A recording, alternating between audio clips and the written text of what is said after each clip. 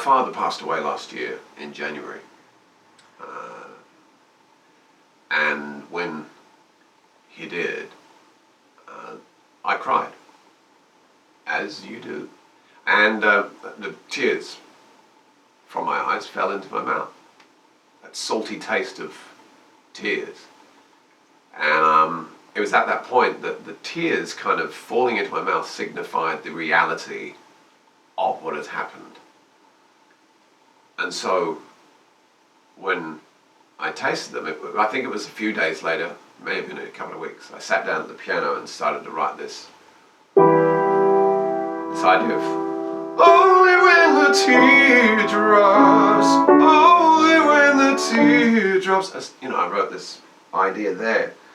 There wasn't any verse, so to speak, but then the verse came along as I started to feel the darkness. It's harder to see in a dark place.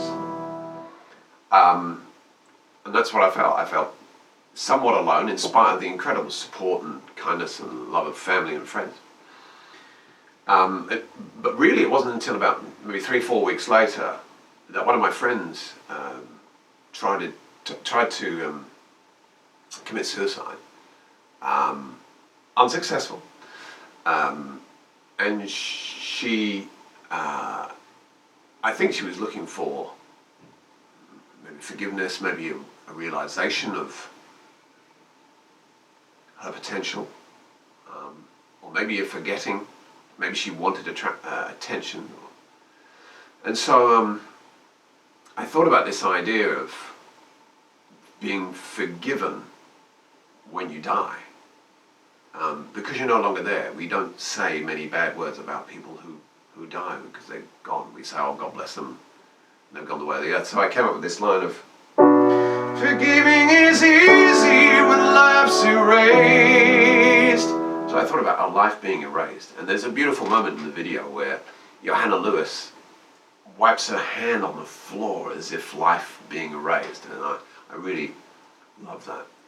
So the whole song came out of grief. And then the reason why the video came around, it really was, and why it was set into motion and quite quickly, was because at the end of the year, in November of 2014, we found out that my wife had cancer. And so there had to be something that would represent these points in my life, but in spite of them, we have to keep dancing. So I wanted these two kind of, it's a very dark feeling.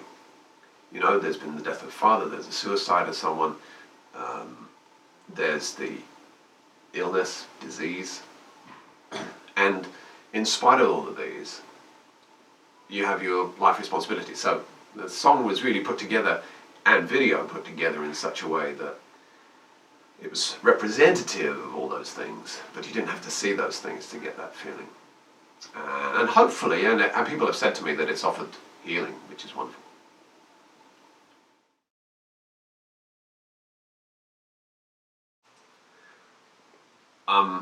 Yeah, I mean, some people have asked me, you know, I actually had a review.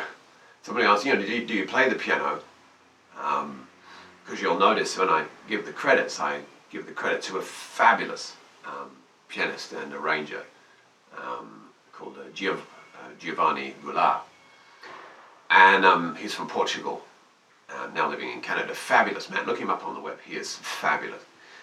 We've become very good friends. And he, I obviously I wrote the thing here, you know, I can play it.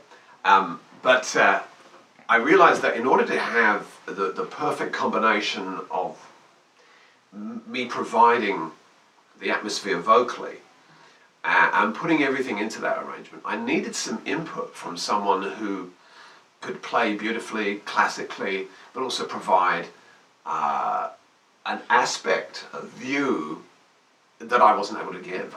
And I think one of the most important things about creating a song is that a song cannot be somebody else's. I think it was Seal who spoke about his lyrics, that sometimes we hear a lyric and it means something to us, but he said something completely different in the song. And I love this idea of my music meaning something different because somebody's interpreted it differently and provided another avenue. And so, can I play what he wrote? Well, yeah, you know, I mean, you know, he's got that lovely flourish at the end, you know. You know, that's beautiful, you know. But could I play that and sing that at the same time? Well, I kind of did, you know. Only when the teardrops, only when the teardrops. You know, so yeah, I can do it, but it's far better to have somebody play that for you. So maybe when we do it live, I might ask Giovanni to fly over from Canada, or maybe we'll meet up somewhere like in Las Vegas and sing it. Yeah, so I had many other people involve themselves in the creation of the song. One of my favorite composers is not Giovanni, but Giacomo Catali, and he did the orchestration, the string orchestration. And I remember when he played it to me, first of all, I think I probably cried, or I put my head in my hands and said, oh my goodness, this is one of my songs, and it's just beautiful.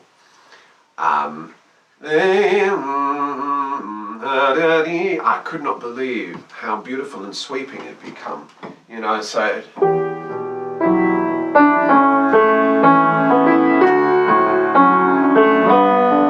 was just very simple.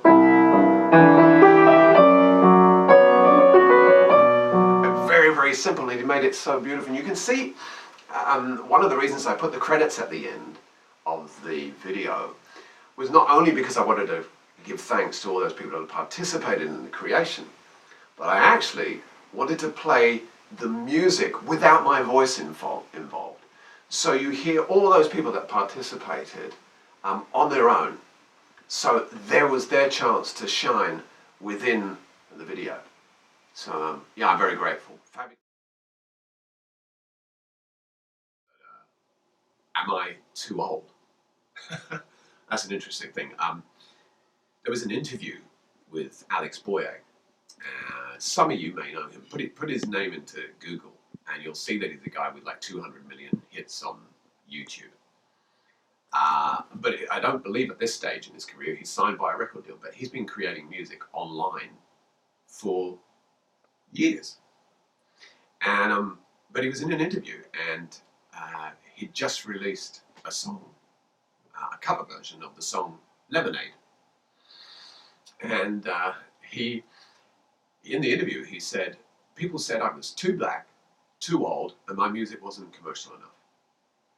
And I think we've had the answer. Recently, he appeared on America's Got Talent, and people loved him and his band and his different take on music.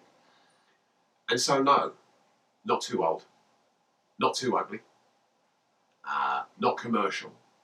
What does that mean?